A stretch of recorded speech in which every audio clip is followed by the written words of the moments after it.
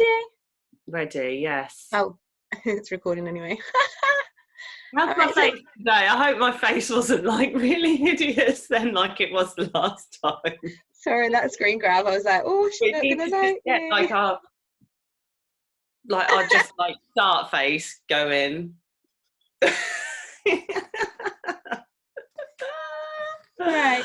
Good morning, everyone. It's Kim and Rachel from Sugar&Spice. So we're doing our check-in and talking about our new toolkit that we're launching. We're going to talk you through it. So Rachel, how are you doing?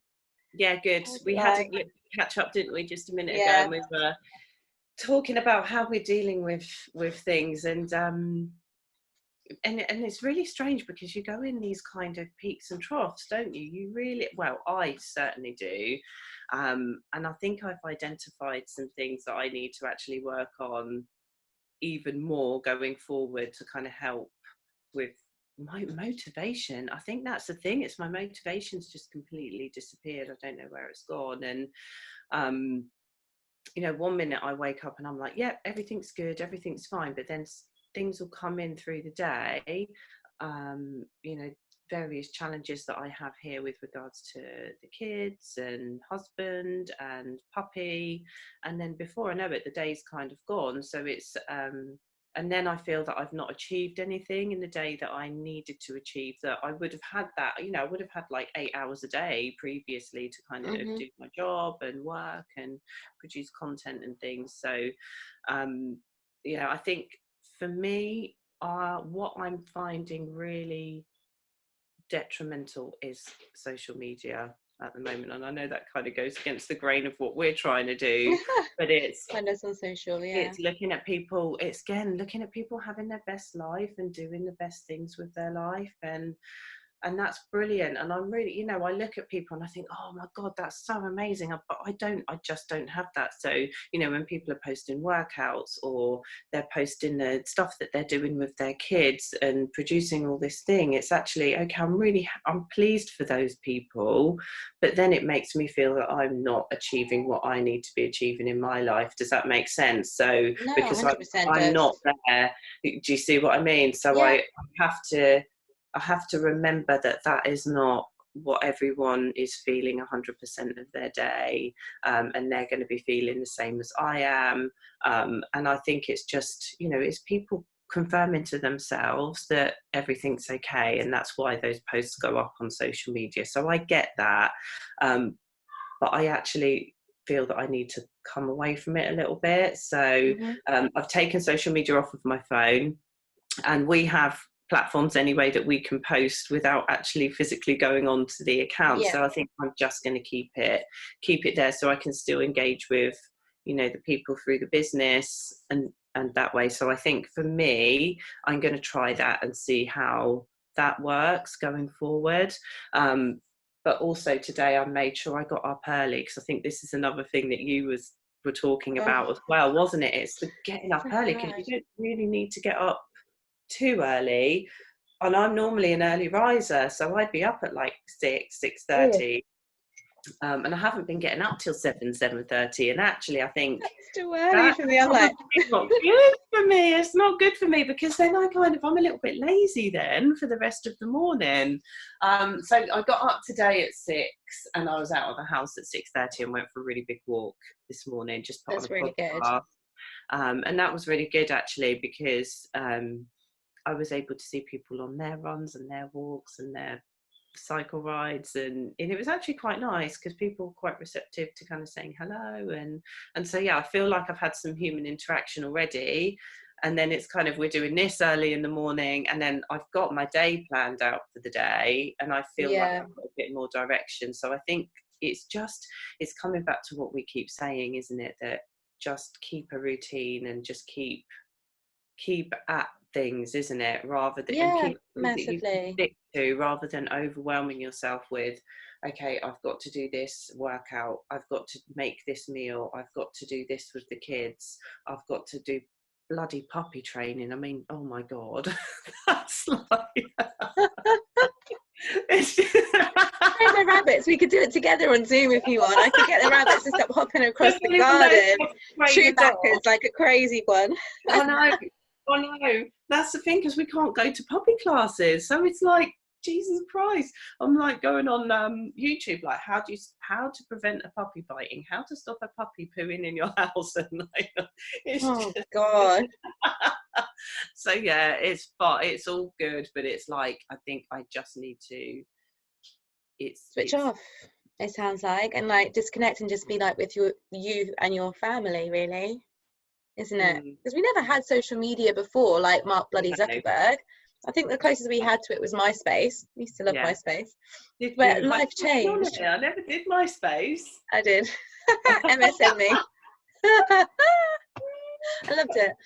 It was so much easier. Life is so different with social. It's such a double-edged sword, that one, isn't it, from our psyche perspective? Because it's almost like, because you've got like these underlying thought patterns. I think I read like 10,000 negative thoughts, like 90% of our thoughts are negative, and actually all you do is you attune to how you're feeling. So you actually, it's like a beacon, so you attract all those feelings, and you just get confirmation bias around everything.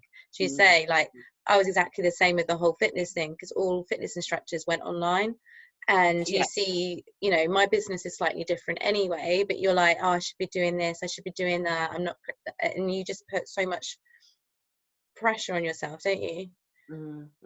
Yeah, absolutely. And I think we just naturally do it. I think everyone naturally does it. And, you know, the benefit that I've seen coming out of social media on the flip side is that it's created community for people, hasn't it? So, you know, it has managed, you know, it does connect people. You know, there's been some amazing groups that have come out of it, like the one that you're working for at the moment.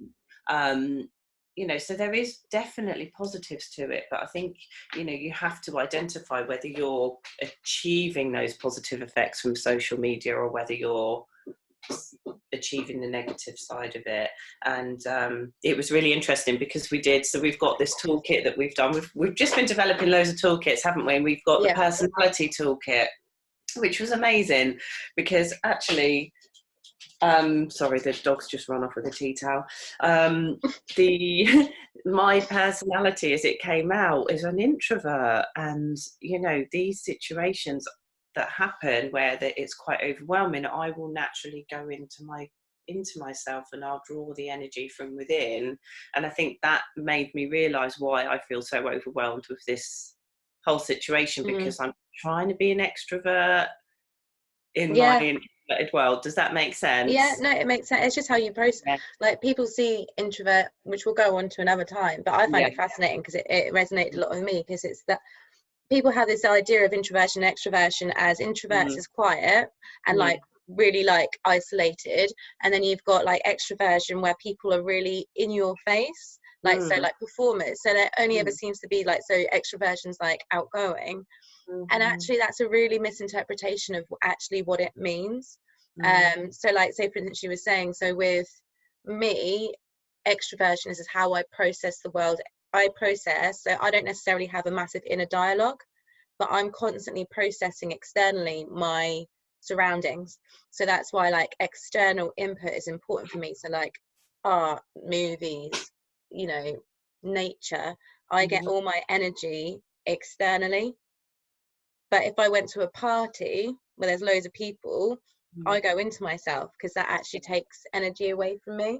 Whereas like introversion people, they actually get more energy from they re-energize by having quiet time to themselves, because they can have that inner dialogue and process. It's just about the two energy processes, inward and outward. That's all it is. Yeah, it's really fascinating. So that was really cool. I'm just really passionate about it. I loved it. So yeah, everyone will release that at another point. But today we're talking about reflection, really, aren't we? Yeah. We're just we digress. We've got a toolkit that we've developed for that. So shall I share my screen, Kim? Share your screen and we will talk people through it. We can talk people through. So we created this toolkit. There's our conversations. As a part of coaching, we have a time more than ever to really think about where we're at. So coaching is very much, in order for you to move forwards, you have to have self-awareness around yourself. And obviously with this time in our lives, like you've already reflected as to the fact that you're an introversion and what you need, and this is very much using this pause and quiet time to think, actually, when, you know, because it will happen when lockdown is lifted, are you going to want to go back to where you were previous to this happening? So it's just an opportunity to ask key questions for you to reflect. So we've put it into 4 different categories. So we thought about pause, pausing where you are right now and sitting with yourself, so we'll go through that. Reflecting, so where you were. Adapt, so what do you, exactly that, what do you want to adapt, how do you want to change? And then the thrive bit is thinking about what your wants are and what you want. This, I like to call it a new age, because I personally think it is a new age when we go post COVID, as to how your life's going to be different. I see this more as an opportunity of growth, as opposed to us being forced to stay in. It's how you choose it. You either choose that it's happening to you, or you choose that it's happening for you. That's how I see it. Yeah, definitely. And I think that's a really, it's kind of, it's trying to shift that mindset, isn't it, to actually there will be some benefits that will come out of this for people.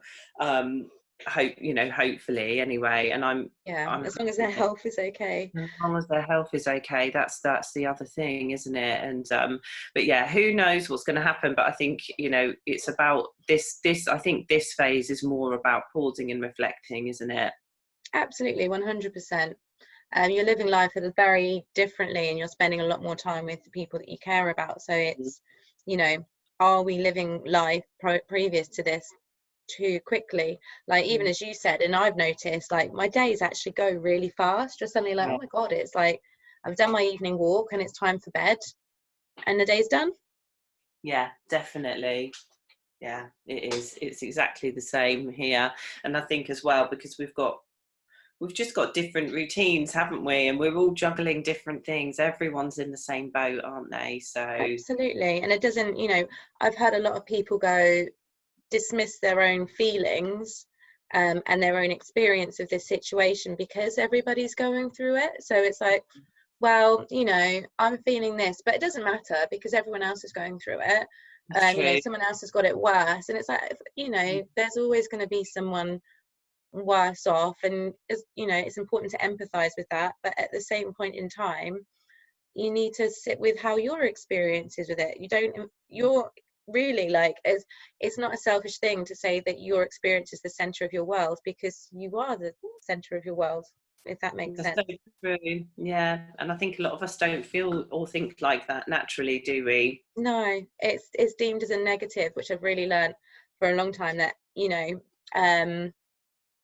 people deem being selfish as a negative, putting oneself first, that's what selfish means, is a bad thing. But I think you need to put yourself first before you can be your best for anybody else. But we've had it indoctrinated to us as children. I mean, I remember my dad. I hope he doesn't watch this. I used to be really naughty, and I can't remember what he said now, but it was literally like, you remember the shop Miss Selfridge? Oh my god, I love that shot. Yeah, me too. He was like, this isn't the Miss Selfish show. We're not in Miss Selfridge. I was like, that doesn't even make sense, Dad. But he was just basically saying that I was really selfish. But as a child, though, if you think about how you go ahead in life, actually, sometimes it's not a bad thing, because all I see from women more than anything, I say women because we focus on female wellness, is women put themselves last. Like, we put ourselves first for our husbands, for our children, for our family, which of course is important, but we look after ourselves last. Yeah, and I think that's ingrained it must be ingrained from childhood, do you think? I think it's what you see as a role model from your family, definitely. You know, I think I was listening to which again, going a bit off, but I thought it was interesting, I think it was a Mind Valley talk about spiritualism and how we are indoctrinated by the culture scape. So what the culture scape means is what our parents have told us, what society's told us. But everything, your spirituality and what we talk about is actually that inner knowing that actually perhaps that isn't right. Why have we got to accept this? Why have we got to accept that we've got to do a 9 to 5? Why have we got to accept that we have to go to school? What, like, who's told us this rubbish? But that's very much in terms of like, why do we put ourselves last? Why do we put ourselves last on the ladder? Why can't we have this? Why can't we do that? Yeah. But God, anyway, I digress. Sorry. the This biggest is what happens when I walk. I know. I'm the same, and I'm thinking, God, yeah. Do you know what? This is what we've been conditioned to do, isn't it? Okay, 100%. so. But that's what I think actually this gives you an opportunity to do. So what I really want people to do is actually, this whole idea of spiritualism is forget about what you think that you ought to do, and what you've been told, and actually, you know, meditation is a really good way to connect to your intuition. It's that little inner voice. So people sometimes don't know the difference between intuition and their ego mind. So what that means is it's that loud voice. So have you ever had like a gut feeling like about a new job, and you're like, you get really excited, but then all these different reasons come into the side of your head, like, no, you can't do that, you can't do this, and then there's secondary thoughts, but there's just like this quiet like little yearning of like, you know, that it's right. That quietness is actually your intuition. It's your like your gut instinct say, but you can't hear it because you've got such loud noise. But if you meditate, it helps cut out that loud noise, and you'll be able to start to hear that inner voice better. And that's what they really guide you to do. I would recommend, if someone's going to try and answer these questions, and you don't have to suddenly have all the answers, and there is no right or wrong answer, it's just an opportunity for you to reflect, that you might come up with some different answers than you think you might have, if that makes sense. 100%, and I'm a big advocate of meditation, and again, when we talk about meditation, it's not necessarily, you don't have to have all the crystals and all of the joss sticks going and all of the music, and you can just sit with yourself just in a quiet space, and somewhere that's really quiet in your house, and somewhere where you can just really switch off. And meditation, you don't have to do it for hours and hours on end either to get those answers. You can just with a bit of deep breathing and a bit of, I don't know, just switching off, the answers it's so strange, the answers do definitely flow to you, and you do feel almost energized afterwards. It's kind of like lifting, it's a little bit of a weight that lifts off your shoulders. That's how I view my meditation anyway. My challenge is not to fall asleep, I'm not gonna lie, but it's clearly I'm in a relaxed state, so hey. Oh no, that's good though, that's good. And sometimes I've meditated and I've kind of come round and thought, and half an hour or 45 minutes has passed, and I'm like, where's that time gone? But then what I tend to do is I'll keep a notepad next to me, because I find when I meditate, so many thoughts come into my head and go, so they kind of float in and float out as I'm going through the meditation. And I'll write those thoughts down afterwards, and then I'll have a little bit of a reflective think, and I'll digest those words, and you know what, it is your inner voice talking to you. It's so interesting. It's just I think people think it's a bit again, it's how you're conditioned, isn't it? It's whether you think that that's what the term we use, woo woo, I guess. But if it sits right with you, then don't question it. Yeah, and we're the only, in the Western world, we're the only culture that doesn't use this tool to the best of its ability. In the Eastern countries, they think we are crazy for not spending time on ourselves doing these kind of practices, because it's so ingrained within their cultures, and I find that really interesting as well. No, it is interesting. It's something that I need to kind of get more into a routine of. For sure. Definitely. But let's scroll down. So we're going to start with the worksheet. So I'm not going to explain too much because it kind of helps you to read them yourself. Yeah. But I think it's always really important to always first, before you think of anything, is check in where you feel right now. So as you said, and I've said, that we've kind of been on a roller coaster of emotions and feelings, and I think it's important. It's made us probably realize more, if anything, areas in our lives that probably drain us of energy, bits that give us energy, and also the fact of where is the pressure coming from? Is is it coming just internally, or is it coming externally? Where is that pressure? And I think a lot of it is placed on by ourselves. I'm lucky in some respects that I'm single, because I haven't got the pressures of a family, whereas the pressures that you're going to have are going to be very different. But equally, I think it's good and bad on both veins, isn't it? Because being on your own, it must be difficult because you don't have that kind of family unit around you that are going to help to support you.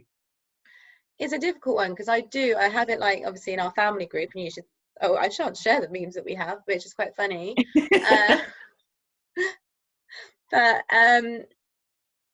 But then that throws up other things, is like, it kind of reflects into what we're talking about with the worksheets, is as a single person, actually I'm probably now too independent that I wonder if I could have a partner and a family, because actually I'm very selfish with my time.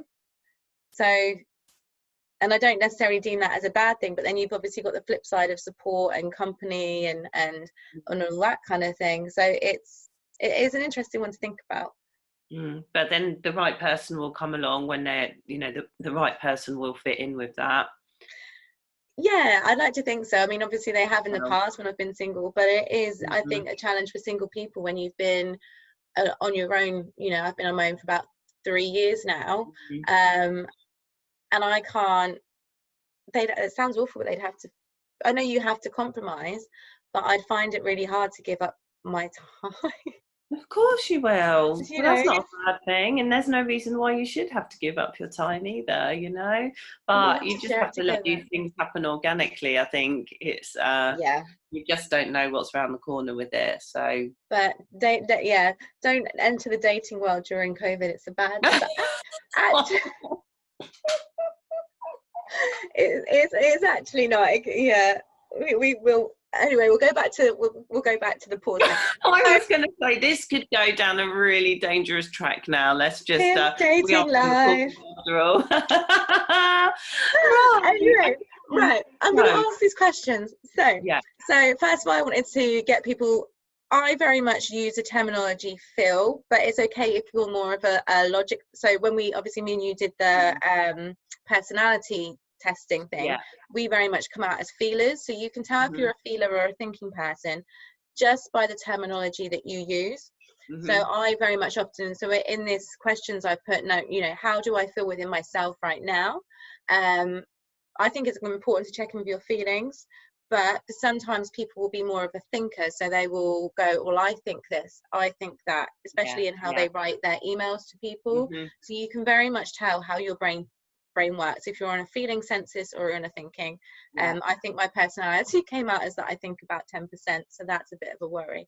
Well, definitely from my perspective, I'm a feeler, my husband is a thinker, and we are so polar, like we're totally polar opposites with it. So in a way that does complement. So when I ask him how he feels, he finds that question really hard to answer.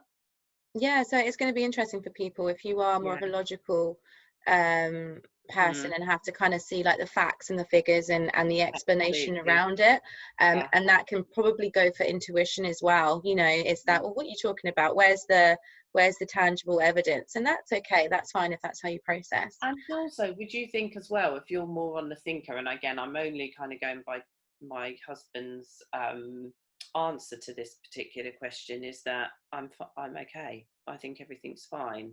And they maybe the thinkers are the people that actually are going through isolation perfectly fine, because then they're not processing those, or they don't have that feeling part to their personality, because there are some people that are absolutely fine with this lockdown and are really comfortable with it, and are they're actually quite enjoying it as well.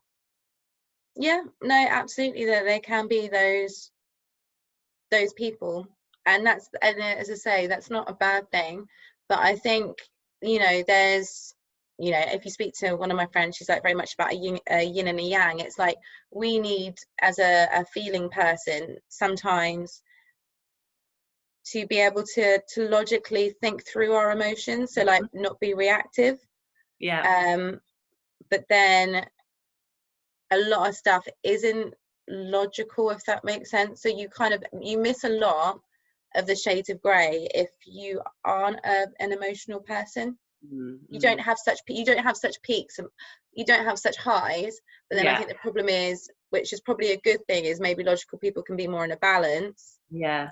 And people that tend to be feelers can have much more depths of lower lows.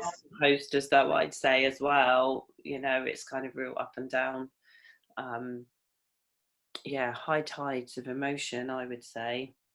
But that's when meditation can really help 100% anchor you and ground you. But I think for an emotional person, I think the challenge is acknowledging, it's understanding those feelings and how you, so it comes down to what we call emotional intelligence. So feelers tend to think they are, because they tend to feel other people's emotions, and you can go into a room and you can sense what's going on, can't you? You can pick up if someone's sad, agitated, and you can read small microtures of like people's expressions, or just a feel. So you think that you have got an emotional intelligence, when actually emotional intelligence on the other side of it is being able to analyze your own behavior and not react. The reaction part is the most important part, being able to sit with it, deal with it, and process it. And once you can get to that point, so I'm the worst at being I shouldn't say this, but I will. I'm the worst at being given feedback or critique or whatever, because I take it, rather than look at it logically and abstract and just be like, well, that's a feedback upon that piece of work, I will literally take it to heart and my defenses will go up. So that's a part of emotional intelligence that I've got to learn, just to be able to switch off my my feeling emotions, and just be like, okay, so that's what they're telling me. Anyway, we should just do one on the personality, shouldn't we? Oh my god, we'll do that one next. We'll do that next. So back to check-in. So about trying to take our Sugar&Spice users and members, at the moment, I just want people to sit with like what we do with our daily check-ins about, you know, at the moment, how are you looking after your mind, body and soul? And that might not mean, oh, I'm not doing like loads of workouts, I'm not doing my usual routine. Good. No, but that's good, because you're listening to what your body needs. I was like, do I do a workout? My friend was like, oh, should we do a HIIT workout via Zoom? I was like, no, I'm going to go for a walk. My body I just didn't have it. Yeah, absolutely. Yeah. So I'm looking after that. Whereas maybe my mind, I need to be more strict on meditating and probably getting up earlier. Yeah, absolutely. And no, well, that's the one thing I did today that's really worked for me. I feel a lot more positive today. So should we move to the next? Moving to the next one. I did that last week actually, Rachel. It makes a difference if you get up a little bit earlier and just get out. And just do, isn't it? Just get out. Because I think even with the school run, you know, just reflecting on, you know, doing the school run that I would normally be doing, you're busy in the morning, then you're out the house, and so you're forced into fresh air every single day.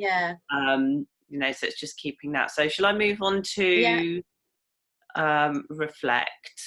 So with the reflection side, so the pause is very much about sitting with yourself right now and analysing and what is throwing up. So we were saying, like, in terms of, okay, so we need to be more regimented in our social media consumption, or where we get it, not having it accessible on our phones, all that kind of jazz. The reflection side of things, I thought it was really important to reflect on your life previous to COVID. So what areas, like, think about 3 areas in your life now that you've slowed down that you're starting to question. So could it be that you're like, actually that 9 till 5 not for me, or actually I'm a creative person, I've been able to create since I've been home, and working with stats and figures and Excel sheets, not for me. Like, I know that 100% for me. You know, or I want to go down to part-time, those kind of things. But it's about not what people have, again, talking about this culture scape of what people have an expectation of you, who are you, and what's not been working, or what's it's thrown up. So that's the reflection side. And for me that's really been important, because there's been a lot. I think that's probably where I've been at most of the time, is actually reflecting on my life and what I was doing before, and what things I need to change going into the new life, so to speak. So that's a really good one. I love reflecting though. I find reflection really easy. It's because you're an introvert, love. I know, I reflect every day, every minute of the day. I'm bloody reflecting. It's a classical sign of an INFP. I'm not going to lie. That's why we get on so well. It did make me laugh. I was like, oh, that explains so much. It does, because honestly, like, when it actually specifically said, you will not do well in a corporate environment, you don't do well with big teams, you don't do well with busy environments. And I'm like, geez, I was in that environment for kind of 15 years. 20 years, 15, 20 years, and it didn't align with me at all. And now I know why I was just not happy or not fulfilled in those particular roles. You just feel drained, don't you? Yeah, totally drains me. Definitely. And also I'm not very good at being managed either, because I like to be free to do my own thing. Yeah, no, 100% with you. We'll come on to like soul print values, but yeah, freedom is definitely a thing. Okay, adapt. Adapt. I'm really I think this is a really strong word, adapt, because obviously with change you can either resist. So it's like the law of evolution, isn't it? Is if you don't adapt, then obviously bad things happen. So, but you can adapt. I like to see this as like, I think you said it was like a cocoon and you're coming out of your chrysalis. But anyway, it's about thinking about imagine now, like, we're coming out of the pandemic life, and you know, life is going to restart. How do you want to adapt as an individual? What do you want different? Again, not for as much as for your family, of course, it's anyone else, for yourself. What do you want differently? So, you know, do I want to, like, we've started to do YouTube videos, do I want to start to have more of a voice and overcome that fear of, you know, being laughed at, which probably will, of putting myself out there? Or do I want to adapt and be like, right, actually I start to reflect on my beliefs, and I do think that I want to try and earn more money, or, you know, those kind of things, or actually, more importantly, spend more time with my mum and dad, which I should. But yeah, it's about that adapt. How are you going to change? How do you want to evolve from this? Yeah, good questions. Thanks, I like those ones. There we go. You like my butterflies? I love my butterflies. Yeah, I do. So I've left quite like a bit of space for those ones, and just so important. I think I'm actually gonna do this today myself. I'm glad. It does help, because it really helps you to take stock and really bring out those key things that are aligned to you. And when you're writing, even if you think that you're writing a load of shite, excuse my language, but you'll see a recurring common theme. So like when you start to learn about yourself and like your core values, your personality type, there's a very strong theme that you've actually always been who you are, and you kind of deep down know it. But anything that's like a pulling, like in your heart, or logically you're not, it's just not aligning, is because you're not quite there in certain areas, and those things are the things you've got to drop, if that makes sense.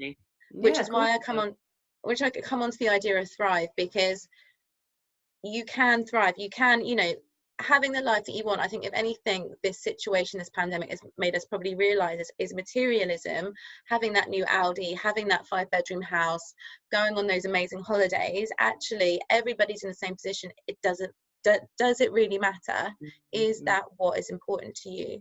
What have you truly missed since this time of being inside? Is it you know, those social occasions? Is it being with your friends? Is it being with your family? What, you know, you It'll be thought about? interesting to see, won't it, how life goes back. Because I was speaking to someone about this last week, and they said that they think 70% of the population is just going to go straight back to what they were doing before, and are not going to learn anything from this experience. And that's fine, because that's where some people want to be and like to be. But for some people, this is going to be a really life-changing experience for them, and they are going to move forward. And, definitely from my perspective, the materialistic side of things, the consumerism that we're all guilty of being caught up in, that's going to be a major factorial change for me when I get back to normality. Because those things just don't matter. They really, really, really don't matter. Not to me anyway. And it's okay if those things, like, it's I think tends to be the type of people that we are, and it's okay if those material things are important to you. You might be like, right, no, I really do want to strive for that, that £1 million. That's And driving forces for people. That's motivation, isn't it? Yeah, exactly. And it's okay. I think the important thing is it's having this. I personally think it is an awakening of a lot of people to either dust off and be like, why am I living this life of, like you were saying, like homeschooling and stuff, and being like, no, why have I got to stick to this 9 till 3, these set period, like, because it's what we're conditioned to. Why have we got to do a 9 till 5? You've just said that, like, you don't like corporate, so no. Why are we not challenging this? But anyway, I'll start to preach. But with the Thrive idea, get me started on it, seriously. Don't get me started on it. It would be like another hour, and they'll be like, I'm not watching this YouTube, not watching it. But with the Thrive, the most important thing is that whenever you do goal setting, so similar, that's what the adapt is really. It's like you're thinking, right, now how do I want to adapt? The next part on how to thrive is action. So you said this morning, you were like, yeah, I got up. So what you did is you took action to feel better. You actually took those physical steps. And with Thrive, it's that exact idea. So there's two parts in this. The first thing is, what are the 3 actions that you are going to actually take and commit to make these adaptations change? What do you physically have to do? That, I'm not saying how do you notice, you can't obviously, because you're really self-employed, happy days. But it can just be, right, I'm going to get up every day and I'm going to do X. Then the final part is visualization. So it's imagining now that we are post COVID, and what yourself, this new self of you, will look like, what the typical day would look like to you, that incorporates, getting up at 7 a.m, you're walking, and you can be as visual as you like. You can do it more bullet pointed, but it's really important to visualize, because for a logical person wanting to think, oh, why on earth would I do this, is a load of mumbo jumbo.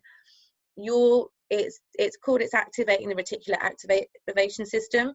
So what it means is your brain will fire up new neural pathways. So your brain knows no different really from reality, that it physically happening, and imagination, as long as you're firing those same pathways. And what it does is your brain can only take in so much information.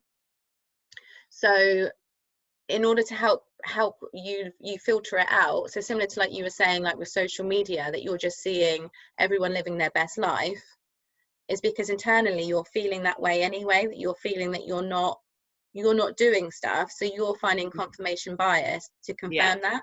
Or it's like you suddenly decided that you wanted to get a puppy, and I bet you suddenly started to see puppies all the time, and all information about puppies, not just because of cookies and Siri listening to your WhatsApp, but but it is that your mind, it's not like necessarily like some people might believe that as the law of attraction. You can actually, that's why they say that law of attraction works, is because you are you're it's thinking bias, isn't it? You're creating that, exactly that. But the most important thing is with the law of attraction, okay, so you've got this confirmation bias and you're constantly imagining this new life, that's going to change your behavior and action. But the most important part with making any change whatsoever, you can't just write down, I want £1 million, and then not do any bloody action. Does that make sense? 100%.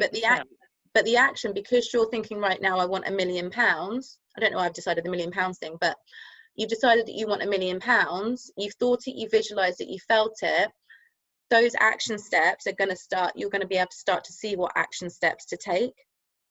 Those action steps will come towards you, but it won't happen unless you have the balls to take action. You can't make any change. It has to come from with you to suddenly start to say no, that you're not going to eat those foods that make you feel rubbish. You are going to be disciplined to get up and go for that walk because you know it's going to make you feel better and you're worth it. You are going to say yes to taking that job promotion because you believe in yourself that you can. It's all stemmed from action. But anyway, that's my preaching done. But the whole step is, where are you now? How are you feeling? What are you thinking? What is this bringing up for you from what's happened pre-COVID? What do you want differently? If you want that, oh, excuse me, I've just sworn. What do you want differently? Sorry, everyone. That was ironic. What do you want differently? And then most importantly, what steps are you going to take? It won't happen if you don't take the steps. 100%. And I think this is with anything that we're kind of putting out there with regards to coaching, nutrition tools, lifestyle management, spirituality. You know, it's all well and good thinking about these things, but it's about putting things into action. How to put them into action, it's that's the main thing, isn't it? Because really deep down we all know what to do. We all know what's healthy. We all know, you know, from the bombardment of all of the things that we see on a day-to-day basis, we kind of get, you know, people aren't silly, are they? But it's actually, we need to take a step back and go, right, well, what's the best way to implement these things in? And actually, this toolkit is going to be so useful for people to just sit with themselves, have a little bit of time to think and reflect. In a way, it's kind of like a bit of meditation, isn't it? Because you're pulling out what we call your inner guru, and that's what this is all about. You know, it's not about us telling you what you need to do, it's just giving you the tools to find those answers to those questions yourself. And we do have the answers within us. We don't have to be told what to do. Does that make sense to you? It does make sense to me.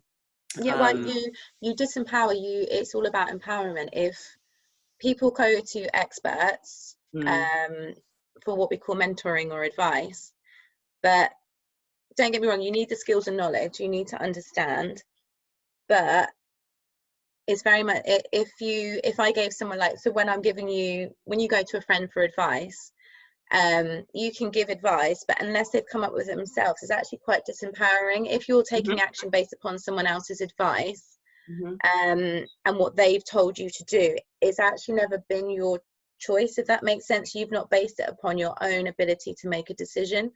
And the only way that you build confidence in yourself is to take action off of your own decisions. 100%. Does that make sense?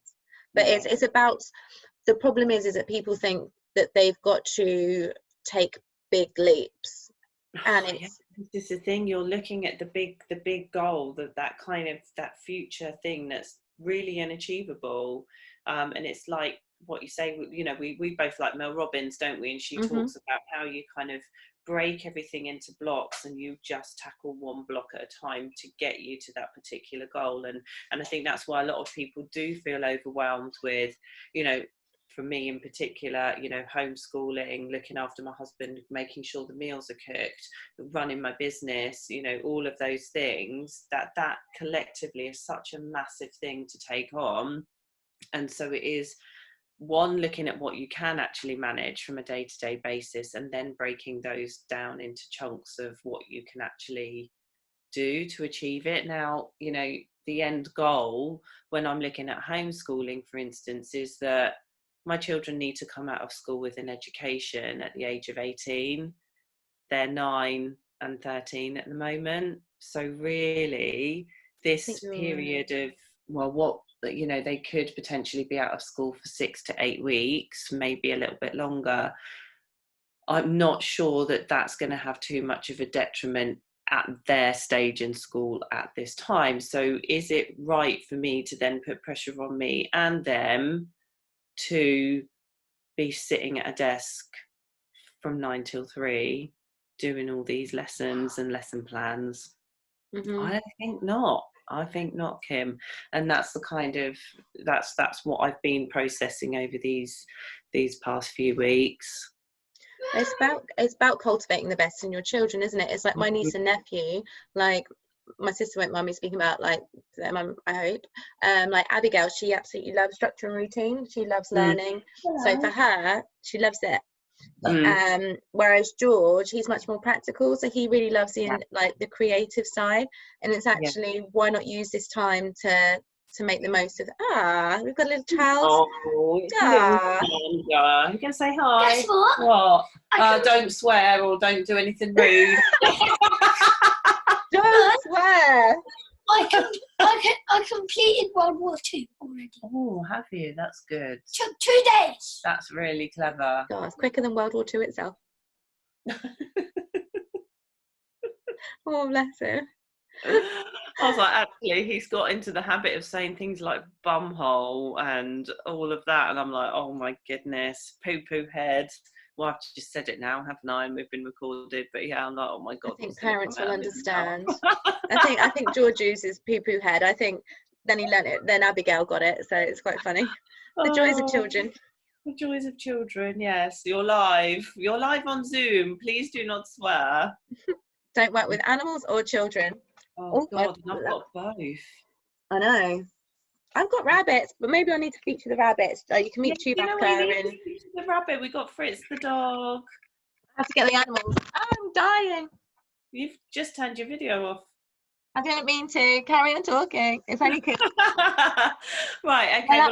Well, stop sharing screen. So have we said everything we need to? Oh no, we need to say about the emotional eating, don't we? And the our habits, hunger habits. So for all of you that watched our last YouTube video about hunger and emotional eating, we're actually releasing that toolkit today.